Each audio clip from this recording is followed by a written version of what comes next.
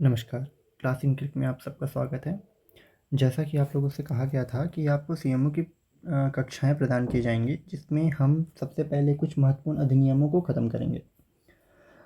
उसी श्रृंखला को आगे बढ़ाते हुए आज हम अपना पहला अधिनियम चालू करने जा रहे हैं, जो है जल प्रदूषण नियंत्रण एवं निवारण अधिनियम 1974।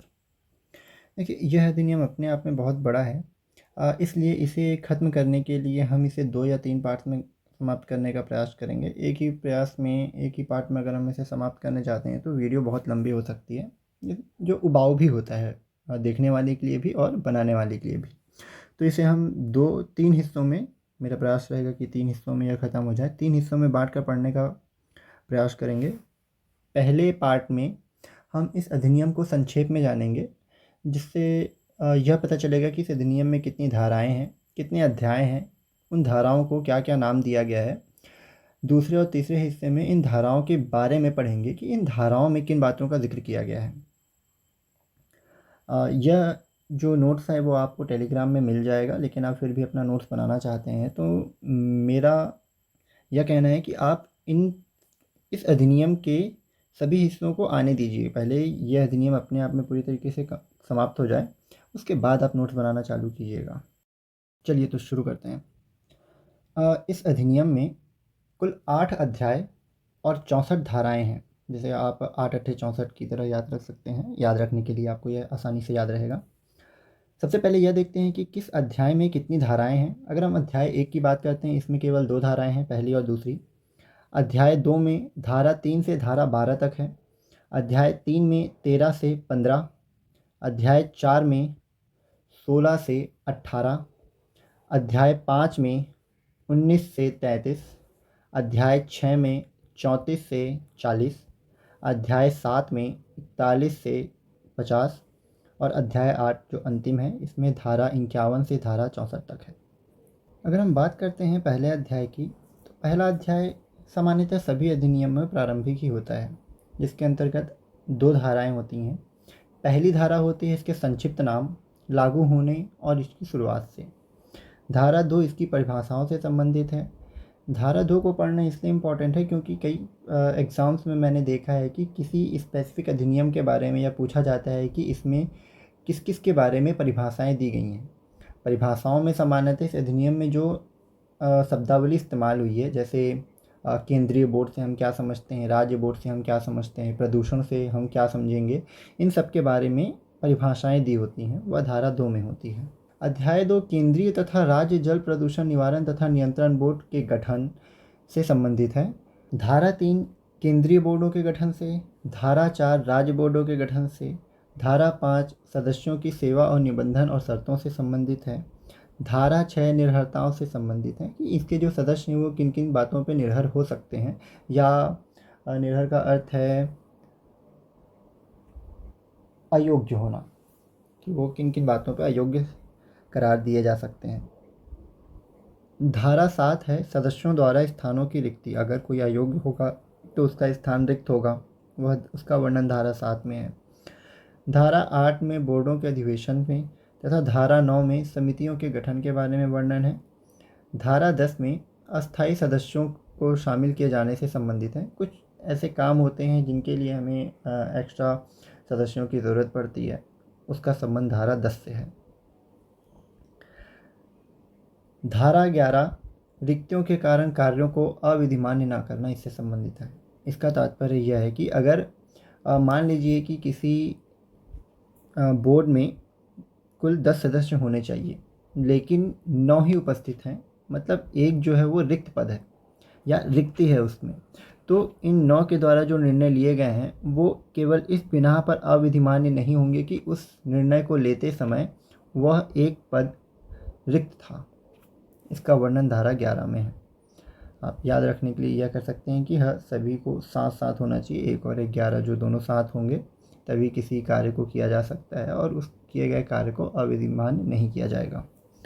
धारा 11 का अध्यक्षों की शक्तियों का प्रत्यायोजन है। अध्यक्षों की शक्तियों का प्रत्यायोजन से संबंधित है कि केंद्र बोर्ड या राज्य बोर्ड द्वारा जो भी शक्तियां अध्यक्ष को प्रदान की जाएगी वो उसी के अनुरूप कार्य करेगा। धारा 12 बोर्ड के सदस्य तथा अधिकारियों और कर्मचारियों से संबंधित है। अब अध्याय 3 के बारे में बात करते हैं तो ये संयुक्त बोर्ड से संबंधित है। अब तक हमने केंद्रीय बोर्ड और राज्य बोर्ड को देखा। अब अध्याय 3 जो है वो संयुक्त बोर्ड से संबंधित है। इसके अंतर्गत 2 या 2 से अधिक राज्य सरकारों द्वारा, केंद्र सरकार या संघ शासित प्रदेशों द्वारा, केंद्र सरकार या राज्यों के द्वारा आपस में मिलकर एक संयुक्त बोर्ड का गठन किया जा सकता है। इसमें 3 धाराएं हैं, 13, 14 और 15। धारा 13 संयुक्त बोर्डों के गठन, 14 बोर्डों की संरचना और 15 निर्देश देने के संबंध में जो विशेष उपबंध होते हैं उससे संबंधित है। धारा 4 जो है वो बोर्डों की शक्तियों और कृत्य से संबंधित है। इसमें भी 3 धाराएं हैं, 16, 17 और 18, जिसमें धारा 16 जो है वह केंद्रीय बोर्ड तथा धारा 17 राज्य बोर्ड तथा धारा 18 निर्देश देने की शक्ति से संबंधित है। अध्याय 5 जल प्रदूषण का निवारण एवं नियंत्रण से संबंधित है, जिसमें जल प्रदूषण को किस तरीके से कंट्रोल किया जाए इसके बारे में कुछ प्रावधान दिखते हैं। अध्याय 5 में काफ़ी धाराएं हैं। इसमें 19 से लेकर 33 तक धाराएं दिखती हैं।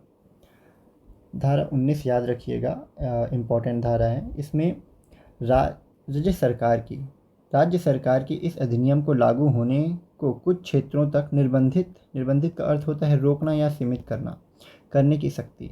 इसका मतलब यह है कि राज्य सरकार अगर चाहती है तो वह इस अधिनियम को केवल अपने राज्य के कुछ हिस्सों में ही लागू कर सकती है या जो बचे हुए हिस्से हैं उसमें लागू करने से रोक सकती है। इससे संबंधित है।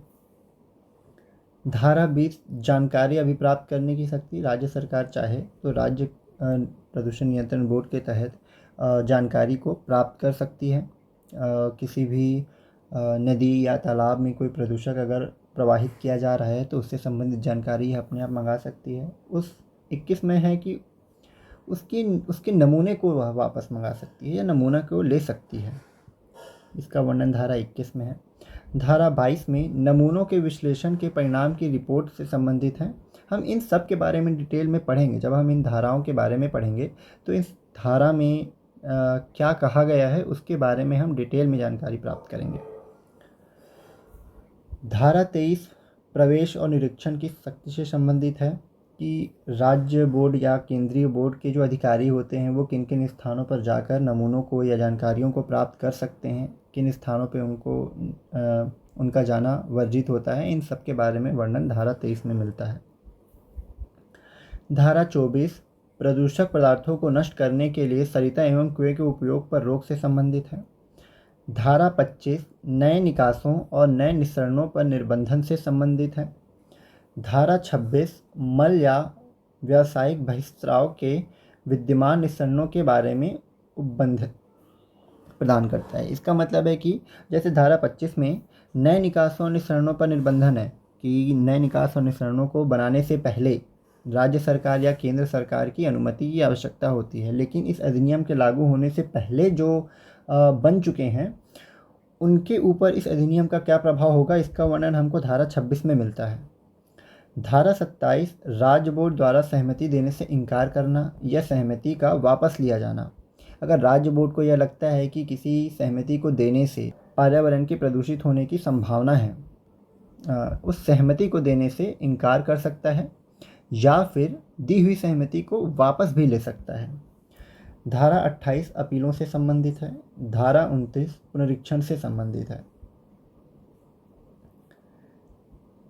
धारा 30 संकर्मों को क्रियान्वित करने की राज्य बोर्ड की शक्ति से संबंधित है, यानी कि हम इसमें मुख्यतः राज्य बोर्ड की शक्तियों के बारे में देखते हैं। 31 में कुछ दशाओं में राज्य बोर्ड और अन्य अभिकरणों को जानकारी देने से संबंधित है कि अगर हम जैसे कोई व्यक्ति अगर किसी काम को करना चाहता है, वो कोई कारखाना बनाना चाहता है या ऐसा कोई काम जिससे यह संभावना होती है कि आसपास के जो जल स्रोत हैं उनके प्रदूषण होने की संभावना है या उनमें प्रदूषण बढ़ने की संभावना है, तो इसके लिए राज्य बोर्ड को सूचित किया जाएगा। धारा 32 सरिता या कुएं के प्रदूषण की दशा में आपात उपायों से संबंधित है कि अगर कोई सरिता या कुआं या कोई जल स्रोत प्रदूषित हो रहा है तो उस स्थिति में तत्काल रूप से कौन कौन से प्रयास किए जाएंगे उससे संबंधित है। धारा 23 प्रदूषण को रोकने के लिए बोर्ड की न्यायालयों को आवेदन करने की शक्ति। बोर्ड को लगता है कि अगर कहीं पे प्रदूषण हो रहा है तो उसके रोकने के लिए वह न्यायालय में आवेदन कर सकता है। धारा 33 का और 33 ख, यह निर्देश देने की शक्ति तथा राष्ट्रीय हरित अभिकरण को अपील किए जाने से संबंधित है। राष्ट्रीय हरित अभिकरण के बारे में आप सभी जानते हैं, जो पर्यावरण के प्रदूषण को नियंत्रित करने के ऊपर काम करती है। बेसिकली यह एक न्यायालय है जिसमें पर्यावरण से संबंधित वाद प्रतिवाद चलाए जाते हैं। बात करते हैं अध्याय 6 की। देखिए, किसी भी संस्था को चलाने के लिए पैसे की ज़रूरत पड़ती है। उसे पैसे की ज़रूरत पड़ेगी, वह पैसे का हिसाब किताब रखेगा, जिसके बारे में अध्याय 6 में वर्णन है। तो अध्याय 6 निधियाँ, लेखा तथा लेखा परीक्षा से संबंधित है। अगर इसमें धाराओं की बात करें तो अध्याय 6 में धारा 34 से धारा 40 तक है। धारा 34 केंद्रीय सरकार द्वारा सहायता, धारा 35 राज्य सरकार द्वारा सहायता, धारा 36 केंद्रीय बोर्ड की निधियाँ, धारा 37 राज्य बोर्ड की निधियाँ।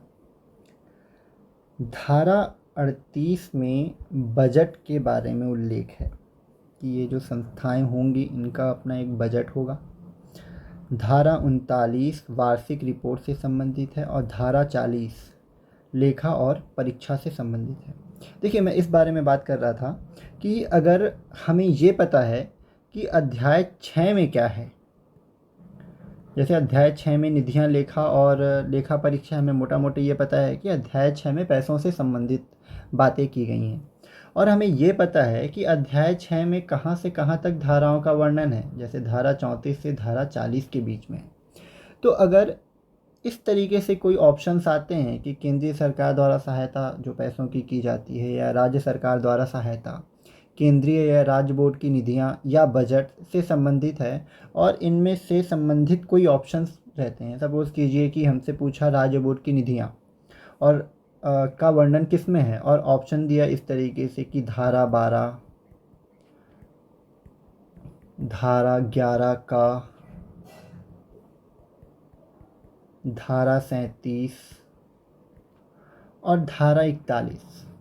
तो अगर हमें यह पता होगा कि इसका वर्णन 34 से 40 के बीच में है, ठीक है, तो अगर हमें एग्जैक्टली धारा याद नहीं है, फिर भी हम एक अनुमानतः यह बता सकते हैं कि इसका वर्णन धारा 37 में होगा। प्रश्न इसी तरीके से बनते हैं और इनको लगाने का सही अप्रोच भी यही है। अगर आप 64 की 64 धाराएं याद करने के पीछे जाएंगे तो आप खुद सोचिए कि कितनी धाराओं को आप याद रख सकते हैं। आप 64 धाराएं यहाँ याद करेंगे, 395 धाराएं संविधान में याद करेंगे, फिर पंचायती राज की धाराएं अलग हैं, फिर भूमि संरक्षण और जो अधिनियम है ज़मीन से रिलेटेड उसकी धाराएं अलग हैं, पर्यावरण संरक्षण अधिनियम की धाराएं अलग हैं, भू राजस्व संहिता जो है ना छत्तीसगढ़ की, उसकी धाराएं अलग हैं। तो सभी धाराओं को अक्षरतः याद करना संभव ही नहीं है, मैं मान ही नहीं सकता। तो आप इस तरीके से रिकॉल करने की कोशिश कीजिए कि किसमें कौन सी धाराएं हो सकती हैं, ठीक है। धारा 7 के बारे में बात करें तो शास्तियाँ और प्रक्रिया से संबंधित है। शास्तियाँ का अर्थ होता है दंड, और उस दंड को देने की जो प्रक्रियाएं होती हैं उसका अध्ययन।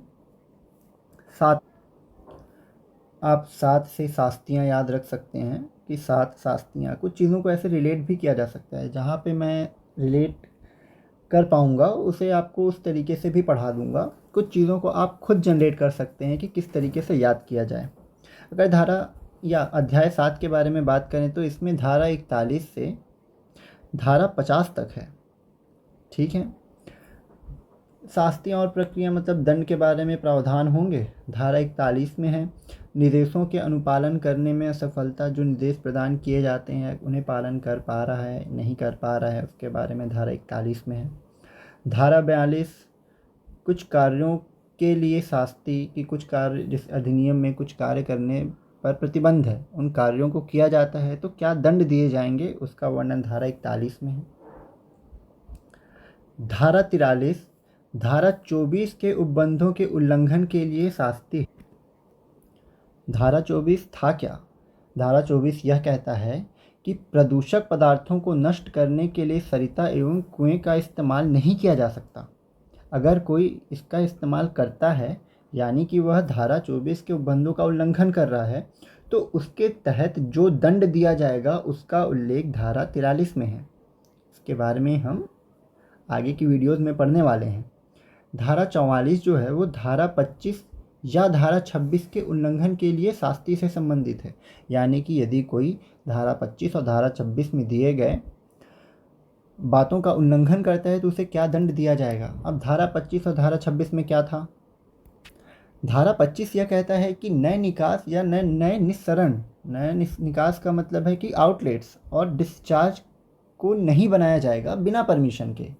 और धारा 26 क्या कहता है, मल हो गए या अपशिष्ट पदार्थ हो गए, वो जो वर्तमान में हैं, इस अधिनियम के बनने से पहले से हैं, उनके बारे में है। उन बातों का अगर कोई उल्लंघन करता है तो उसे क्या दंड मिलेगा, वह धारा 44 में है। धारा 45 पूर्व दोष सिद्धि के पश्चात वर्धित शास्ति से संबंधित है।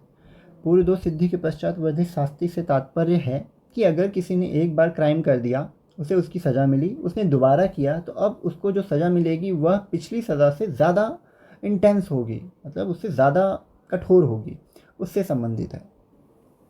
देखिए, मैंने यहाँ पे जो शब्द का चयन किया है यह उस फॉर्मेट में लिया है जो आपके एग्ज़ाम्स में दिखाई देंगे। आपको एग्ज़ाम्स में इन्हीं शब्दों को अक्षरशः उठाकर कॉपी पेस्ट करता है।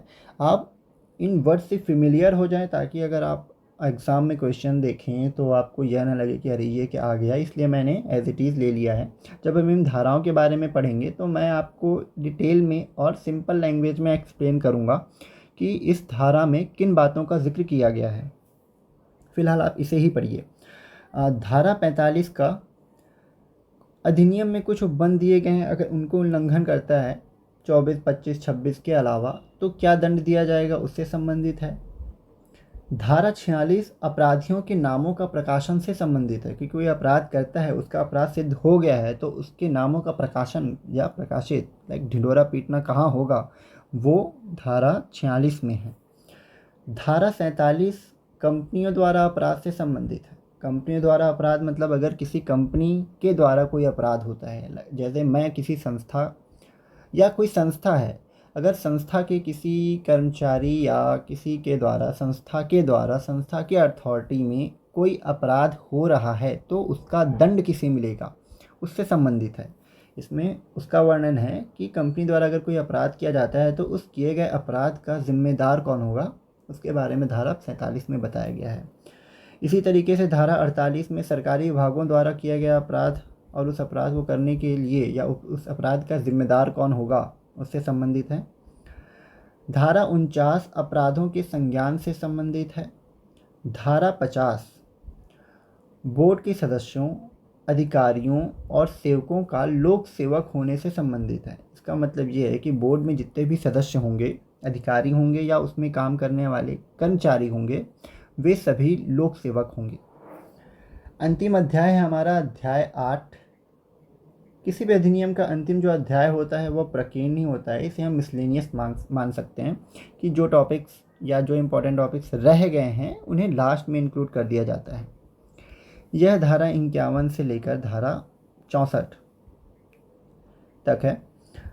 धारा 51 में केंद्रीय जल प्रयोगशाला, 52 में राज्य जल प्रयोगशाला, 53 में विश्लेषक, 54 में विश्लेषक की रिपोर्ट, 55 में स्थानीय प्राधिकारियों द्वारा सहायता किया जाना, 56 में राज्य बोर्ड के लिए भूमि का अनिवार्य अर्जन, 57 में विवरणियाँ और रिपोर्ट, 58 में न्यायालय की अधिकारिता का वर्जन, यानी कि न्यायालय की अधिकारिता कहाँ तक होगी इसके बारे में वर्णन हमें 58 में मिलता है।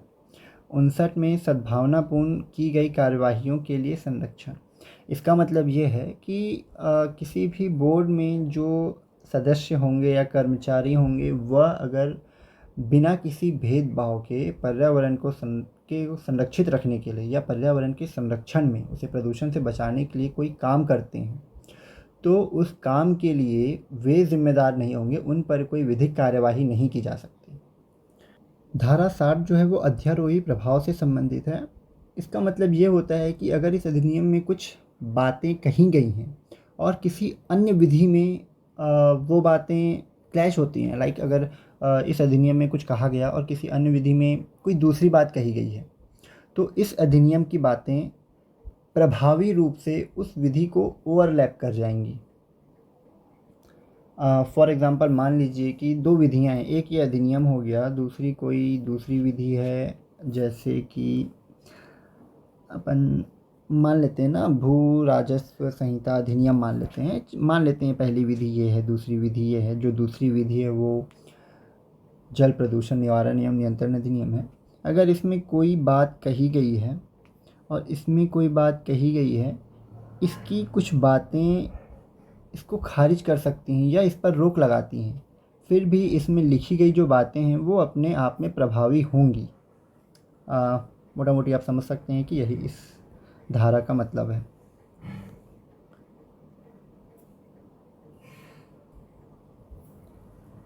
धारा 61 केंद्रीय सरकार की केंद्रीय बोर्ड और संयुक्त बोर्डों को अधिष्ठित करने की शक्ति से संबंधित है। इसका मतलब है समाप्त करने की शक्ति से संबंधित है। अगर केंद्र सरकार को यह लगता है कि केंद्रीय बोर्ड और संयुक्त बोर्ड बार बार किसी काम को करने में असफल हो रहा है या फिर ऐसा करना वर्तमान परिस्थितियों के अनुरूप लोकहित में है, तो केंद्रीय सरकार चाहे तो केंद्रीय बोर्ड और संयुक्त बोर्ड को समाप्त कर सकती है।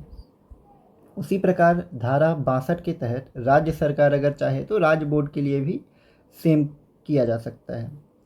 धारा 63 केंद्रीय सरकार की नियम बनाने की शक्ति तथा धारा 64 राज्य सरकार की नियम बनाने की शक्ति से संबंधित है। तो ओवरऑल देखा जाए तो इस अधिनियम में हमें इन सभी बातों को पढ़ना है। सभी धाराओं को पढ़ने की आवश्यकता नहीं है, किसी भी अधिनियम में नहीं है। हम मुख्य धाराओं पर ध्यान देंगे, वे धाराएं जो अपने आप में इम्पॉर्टेंट हैं, जो पहले एग्ज़ाम्स में पूछी जा चुकी हैं। क्योंकि कुछ धाराएं ऐसी हैं जिसमें सिर्फ बातें हैं और इन्हें एग्ज़ाम में पूछने का कोई तुक नहीं बनता, मतलब उससे प्रश्न ही नहीं बनाए जा सकते। हम उन धाराओं को स्किप करेंगे और इसके नोट्स आपको टेलीग्राम ग्रुप में मिल जाएंगे। इस ग्रुप का लिंक मैं डिस्क्रिप्शन में डाल दूँगा और आप चाहें तो एक मिनट में हाँ, आप चाहें तो स्क्रीनशॉट लीजिए, इसे स्कैन कीजिए, डायरेक्ट ग्रुप में ऐड हो जाइए, या फिर डिस्क्रिप्शन में जो लिंक है उससे ऐड हो जाइए, या फिर इस नंबर पे 9238327234 इस नंबर पे व्हाट्सएप कीजिए या टेलीग्राम पे मैसेज कीजिए, आपको ग्रुप में या ग्रुप का लिंक आपको दे दिया जाएगा। बेसिकली आपका जो नोट्स है वो यही है, आपको जो पढ़ना है बार बार वो यही पढ़ना है। इसके बाद जो नोट्स मिलेंगे वो आपको इनकी डिटेलिंग मिलेगी। तो आप अगर वन डे कॉम्पिटिशन एग्ज़ाम की तैयारी कर रहे हैं तो इतना नोट्स सफिशिएंट है आपको किसी भी एग्ज़ाम को निकालने के लिए। इससे बाहर नहीं पूछेगा। जो डिटेलिंग है वो अपन आगे के नोट्स में देख लेंगे। ठीक है, धन्यवाद।